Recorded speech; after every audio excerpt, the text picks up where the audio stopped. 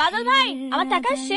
আসছে তো এলো, গুনে নেন। কোনো লাগবে না। টাকা পয়সা সব সময় গুইনা লইবেন, গুইনা দিবেন।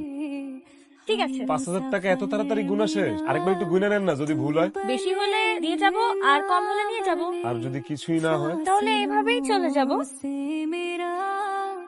5,000 টাকা ওর আব্বাই টাকা পাঠাইছে, এই টাকা কি আমি রাহুম? ওর তো দিমুই। হ্যালো মা। তোমারে কতবার ফোন দিচ্ছি, ফোন ধরতেছো না কেন? ফোন ধরে কি কব মা? কি কবা মানে? টাকা পাইলাম কি পাইলাম না এটা তুমি জানবা না মানে ফোন দিয়ে? টাকা পাইছি আব্বা, আর সময় মতো জমাও দিয়ে দিছি। টাকা তো ভুল নাম্বার চলে গেছে। ভুল নাম্বারে গেছিল মানে? তোর দেওয়ার নাম্বারটা লিখতে আমি ভুল করেছিলাম, তো ওই নাম্বারটায় টাকা চলে গেছে। পরে জানলাম যে এটা আরেকজনের নাম্বার। তাহলে আমাকে তো টাকা দিয়ে দিল।